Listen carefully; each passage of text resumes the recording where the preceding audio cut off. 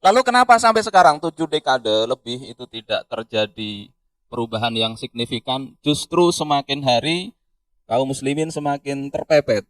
Habis terus. Mereka melakukan penjarahan, perluasan terus. Ini tidak lain dan tidak bukan, sebetulnya bukan karena kekuatan mereka. Bukan karena kekuatan Zionisme itu.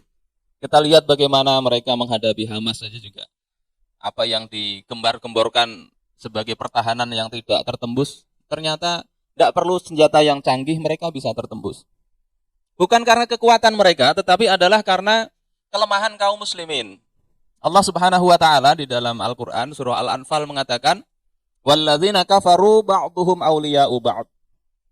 Dan orang-orang kafir itu mereka sebagian adalah penolong sebagian yang lain. Illa taf'aluh takun fitnatung fil ardi wa fasadun kabir. Kalau kalian tidak melakukan itu, tidak saling tolong menolong, tidak bersatu, menguatkan satu dengan yang lain, sebagaimana bangunan yang saling menguatkan satu bagian dengan bagian yang lain, akan ada fitnah di muka bumi. Imam Ibnu Katsir mengatakan fitnah di sini adalah ujian peperangan. Akan kalah. Meskipun musuh yang kalian hadapi tidak begitu kuat. Dan yang lebih parah adalah wafasadun kabir. Akan ada kerusakan yang besar. Kata Imam Ibnu Katsir maknanya adalah kesyirikan. Bukan sekedar kalah secara materi, tapi akhirnya Allah Subhanahu wa taala bahkan tidak dianggap sebagai Tuhan. Aturannya tidak begitu diperhatikan lagi. Oleh sebab itu maka untuk menyelesaikan masalah Palestina sebetulnya bukan sekedar dengan memberikan bantuan obat-obatan, meskipun itu perlu dan mendesak. Bukan sekedar memberikan bantuan makanan, meskipun itu juga mendesak. Bukan sekedar mengecam, bukan sekedar kita melakukan aktivitas untuk memprotes, bukan sekedar itu. Tapi mestinya kita tahu bahwasanya solusinya adalah dengan menguatkan kaum muslimin, yakni dengan mempersatukan mereka. Selama ini masih bercerai-berai, masing-masing negara itu diikat dengan negaranya itu sendiri, maka kekuatan itu tidak akan muncul. Terus bagaimana untuk mempersatukannya? Untuk bersatu itu perlu wadah.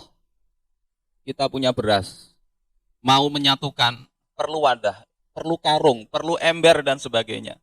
Ada air yang tercerai-berai. Untuk menyatukannya kita perlu wadah untuk mengumpulkannya. Terus wadah apa yang bisa menyatukan kaum muslimin? Suruh gabung semuanya ke Indonesia, maka negeri-negeri yang lain bisa jadi tidak mau. Apalagi sekedar yang menyatukan organisasi. Antara organisasi mungkin ada semacam gharizatul baqa'nya. Mereka tidak ingin ikut organisasi lain. Ikut apa lagi yang mau kita jadikan sebagai alat untuk mempersatukan? Maka sebetulnya konsep yang tidak ada kepentingan manusia di dalamnya untuk menyatukan umat ini adalah konsep dari Allah Subhanahu wa taala. Konsep yang dibawa oleh Rasulullah. Wadahnya adalah ada imamah, ada khilafah. Sebagaimana dalam hadis riwayat Imam Muslim, Rasulullah sallallahu alaihi wasallam bersabda, "Wa innamal imamu junnah yuqatalu min waraih wa yuttaqabih." Dan sesungguhnya imam atau penguasa, pemimpin itu adalah junnah, kasiter, seperti perisai. Yuqatalu min waraih, di mana musuh itu diperangi dari baliknya. Wa yuttaqabih, dan berlindung di balik perisai itu.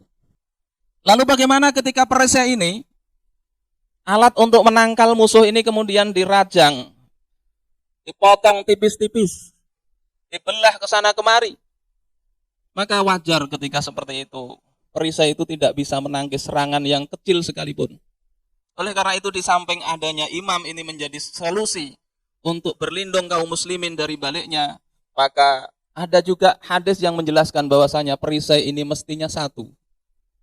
Rasulullah Shallallahu Alaihi Wasallam di dalam Sahih Muslim mengatakan, "Idza buyi'a li khalifataini faqtulul akhira minhuma."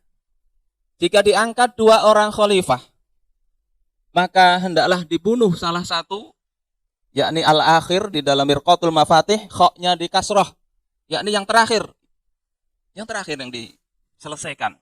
Artinya tidak boleh ada dua imam. Karena inilah maka di dalam tafsir Ibnu Katsir misalnya dikatakan, Wa amma nasbu imamaini fil ardi fala yajuz. Adapun mengangkat dua imam di dalam bumi ini maka itu tidak boleh.